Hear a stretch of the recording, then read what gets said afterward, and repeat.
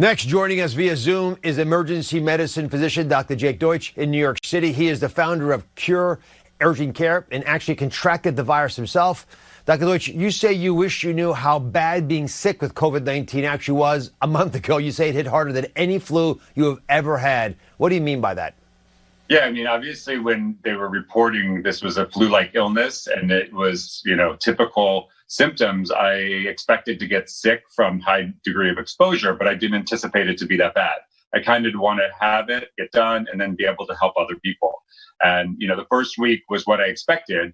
Week 2, where I really wasn't getting better, I was very surprised. And then it hit me like a truck. I had pneumonia and ended up needing to go to the hospital. I had to go on hydroxychloroquine. So I was really surprised how bad it was. And I think that that's the key is healthy people can get really sick just as easily as people that we would expect the elderly with multiple medical problems. Now, you also say you wish that you knew how much COVID-19 would force you to do more by doing less. What do you mean by that? Yeah, I mean, it's a very interesting time in medicine. It's certainly the most challenging for myself. We're learning day by day. There's not a textbook that tells us how to treat COVID patients. We're learning from speaking with each other, watching case studies. Even social media is, a great tool. And what we're learning is that we have to understand that patients can go home with symptoms that we normally would maybe send them to the hospital. So the people that are sort of teetering on the edge with pneumonia and an oxygen that's hovering in the low 90s, we might actually send them home, whereas in any other circumstance, I would admit them to the hospital for observation. The capacity of the hospital and the critical care resources just isn't there.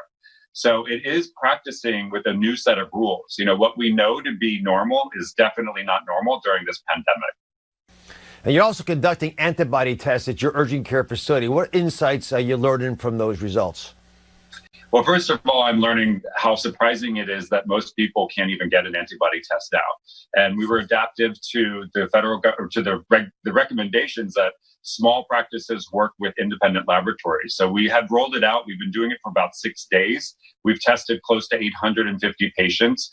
And we've learned that there's some good consistency. People that had positive COVID tests are showing antibodies. So while everybody's trying to poke holes on why antibody testing is not going to be good information, I'm seeing there's lots of information that is consistent with what we expect.